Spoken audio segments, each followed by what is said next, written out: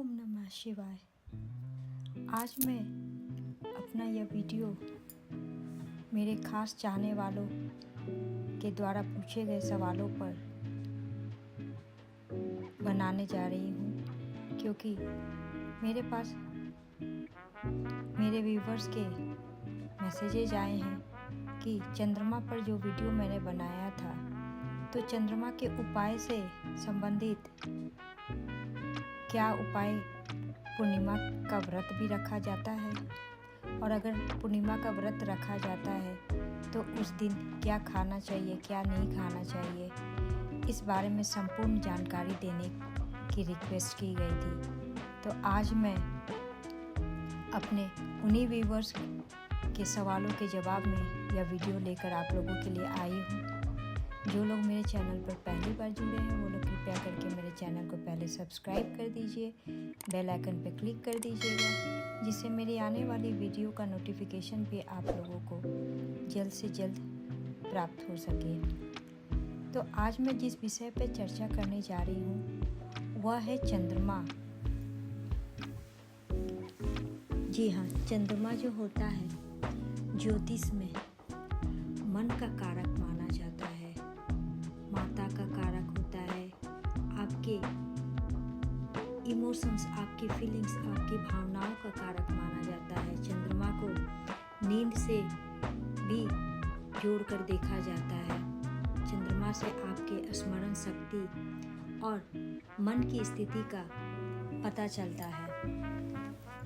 जिन लोगों की कुंडली में चंद्रमा अगर कमजोर है, पाप ग्रहों से पीड़ित है, तो या फिर अगर आपके पास आपकी कुंडली नहीं है, फिर भी अगर आप जान सकते हैं कि आपके जीवन में चंद्रमा का प्रभाव नेगेटिव है या पॉजिटिव। अगर आपको मानसिक तनाव रहता है, चिंता रहती है, नींद की समस्या आपके पास रहती है, या फिर कोई डिसीजन लेने में आपको कन्फ्यूजन होता है, कठिनाई फील होती है, ऐसी जुड़ी कोई भी समस्या अगर आप अपने जीवन में महसूस कर रहे हैं, तो आप यह समझ लीजिए कि आपके जीवन में चंद्रमा का शुभ प्रभाव आपको नहीं मिल रहा है। चंद्रमा का नेगेटिव इन्फ्लुएंस आपके जीवन में है, नकारात्मक प्रभाव आपके जीवन में है। चंद्रमा की स्थिति कहीं ना कहीं मैलेफिक है, कमजोर है। और चंद्रमा जो है वह हमारे जीवन में बहुत ही महत्वपूर्ण रोल प्ले करते हैं, क्योंकि वह हमारे मन को रोल करते हैं, मन को कंट्रोल करते हैं। तो चंद्रमा ग्रह अगर आपकी कुंडली में किसी भी तरह से मैलेफिक है, नेगेटिव है, और इसका प्रभाव आपके जीवन पे, आपके मन को लेकर, आपके जीवन में आपके डिसीजन, आपकी नींद को लेकर अगर आप कोई भी प्रॉब्लम, समस्या फेस कर रहे हैं, तो चंद्रमा का एक बहुत ही सटीक उपाय है कि आप भगवान शिव की शरण में चले जाइए, उनकी नियमित रूप से उपासना कीजिए। लेकिन साथ ही अगर आप पूर्णिमा का व्रत करते हैं तो इसके दो फायदे होते हैं। पूर्णिमा का व्रत करना इसलिए भी जरूरी हो जाता है कि पूर्णिमा के व्रत करने से आपके चंद्रमा जो नेगेटिव इन्फ्लुएंस में है, मैलेफिक है, या नेगेटिव रिजल्ट्स आपकी लाइफ में आपको दे रहे हैं, वह पॉजिटिव रिजल्ट्स देने के लिए मजबूर हो जाएंगे। और साथ ही पूर्णिमा का व्रत करने से आपको माता लक्ष्मी की कृपा भी अवश्य प्राप्त होती है। तो आइए मैं जानती हूँ कि जिन लोगों ने मुझे मैसेज देकर यह वीडियो बनाने की रिक्वेस्ट की है, उन लोगों का मैं सबसे पहले तहे दिल से शुक्रिया करना चाहती हूँ कि आप लोगों का प्यार ही मुझे नए नए विषय पर आप लोगों के लिए वीडियो बनाने के लिए मजबूर करता है। तो आज मैं आप लोगों के सवालों के जवाब में बता रही हूँ कि पूर्णिमा का व्रत जो है वह चंद्रमा को शांत करने के लिए, चंद्रमा से पॉजिटिव रिजल्ट लेने के लिए बहुत ही कारगर उपाय है। इसे अवश्य कीजिएगा जिनके जीवन में भी चंद्रमा से जुड़ी समस्याएं अगर आ रही है। और आज मैं आपको इसमें बता दूं कि पूर्णिमा के व्रत में आप क्या खा सकते हैं और क्या नहीं खा सकते हैं। तो पहले बात करते हैं कि अगर आपने पूर्णिमा का व्रत रखा है तो सबसे पहले अपने स्वास्थ्य को महत्व दीजिएगा। अगर आपका स्वास्थ्य आपका साथ नहीं दे रहा है तो आप भगवान भोलेनाथ की पूजा करके चंद्रमा को अर्घ देकर उनकी पूजा कर सकते हैं। व्रत रखने की आपको आवश्यकता नहीं है, क्योंकि अगर आपका स्वास्थ्य आपका खराब है, आपका स्वास्थ्य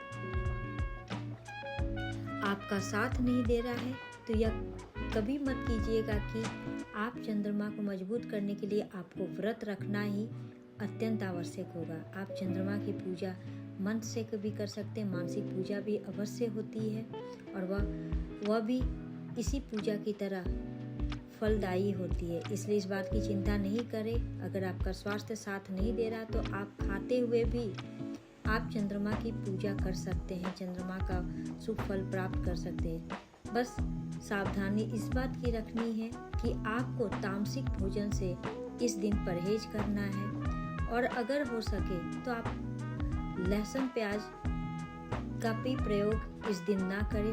पूरी तरह से सात्विक भोजन ग्रहण करेंगे तो वह भी आपको चंद्रमा के लिए पूर्णिमा के व्रत के समान ही शुभ फलदायी होगा। तो बात कर ले कि जो लोग स्वास्थ्य की दृष्टि से सही है और उन्हें स्वास्थ्य इस बात की इजाजत देता है कि वो पूर्णिमा का व्रत रख सकते हैं, तो पूर्णिमा का व्रत रखने पर ऐसे लोगों को दूध और दूध से बनी चीज़ें, खीर हो जैसे दही पनीर, ये सब है। जो लोग फल पे रहना चाहते हैं वो लोग फल ग्रहण कर सकते हैं, मखाना ले सकते हैं, साबूदाना के खीर खा सकते हैं। सिंघाड़े का आटा जिसे कुट्टू का आटा भी कहा जाता है, अगर आप फल पे व्रत कर रहे हैं तो आप इस दिन कुट्टू के आटे से बने या तो रोटी या हलवा कुछ भी खा सकते हैं। इस दिन आप शरीर को ताकत देने के लिए, प्रोटीन की कमी को पूरा करने के लिए सूखे मेवे, बादाम, काजू, किशमिश भी खा सकते हैं, नारियल का सेवन कर सकते हैं। और जिन लोगों को बिना नमक के व्रत नहीं किया जा सकता है, कि जो लोग बिना नमक के नहीं रह सकते हैं, वो लोग पूर्णिमा का व्रत अगर रखते हैं तो उन्हें सफ़ेद नमक की जगह सेंधे नमक का प्रयोग करना चाहिए, जो कि व्रत में मान्य है। तो आप उस सेंधा नमक का प्रयोग करके अपना व्रत कर सकते हैं। लेकिन अब बात करते हैं कि इस दिन आपको क्या नहीं खाना चाहिए। तो पूर्णिमा का व्रत जो लोग करते हैं उस दिन आपको सामान्य नमक, जो सफ़ेद नमक होता है, उसे बिल्कुल ग्रहण नहीं करना चाहिए। साथ ही आपको पूरी तरह से सात्विक रहना चाहिए। मांस, मछली, अंडा, शराब या फिर तंबाकू, टोबैको, ये सारी चीज़ों को बिल्कुल ग्रहण नहीं करना चाहिए। प्याज, लहसुन भी बिल्कुल नहीं ग्रहण करना चाहिए। कहने का तात्पर्य यह है कि इस दिन जितना आप तामसिक भोजन से बचेंगे वह आपके लिए सही होगा। तामसिक भोजन का सेवन करना इस दिन बिल्कुल प्रतिबंध है या आप बिल्कुल सेवन नहीं कर सकते हैं। तो चंद्रमा का व्रत करने वाले लोग इस दिन सुबह सुबह ही स्नान करके, हो सके तो सफ़ेद वस्त्र का ज़्यादा से ज़्यादा अत्यधिक प्रयोग करेंगे। भगवान शिव की पूजा करें, रात में चंद्रदेव को अर्घ दे और वहीं पर आप 108 बार ओम सोम सोमाय नमः इस मंत्र का जप कर ले और उसके बाद आप सफ़ेद चीज़ों का दान करें, जैसे चावल हो, दूध है, चीनी है या सफ़ेद मिठाई। इस दिन दान करने से आपको चंद्रमा के शुभ फलों की प्राप्ति अवश्य होगी। लेकिन मैं अंत में भी यही कहूँगी कि अगर आपका स्वास्थ्य आपको अनुमति नहीं दे रहा है तो आप कृपया करके फल पर या सेंधे नमक पर भी व्रत कर सकते हैं। इसमें कोई गलती नहीं होगी। आपको चंद्रमा के लिए पूर्णिमा के व्रत के समान ही फल प्राप्त होगा। तो आशा करती हूँ कि मेरे उन व्यूअर्स के सवालों के जवाब उनको मेरे इस वीडियो के माध्यम से मिल गए होंगे। अगर आप लोगों का भी कोई सवाल है तो कमेंट बॉक्स में ज़रूर कमेंट कीजिएगा। मैं आपके सवालों का जवाब अवश्य दूंगी। मैं सभी के प्रत्येक सवालों को पढ़ती हूँ और उन्हें जवाब अवश्य देती हूँ। तो आप लोग कभी भी ऐसा मत सोचिएगा कि आपके सवालों को मैंने नहीं पढ़ा है। वक्त निकाल कर मैं उन्हें अवश्य पढ़ती हूँ। आशा करती हूँ कि मेरा यह वीडियो आप लोगों के लिए फ़ायदेमंद होगा। अगर आप लोगों को मेरा यह वीडियो पसंद आए तो कृपया लाइक अवश्य कर दीजिएगा और अधिक से अधिक मेरे इस वीडियो को शेयर कर दीजिएगा। धन्यवाद। ओम नमः शिवाय।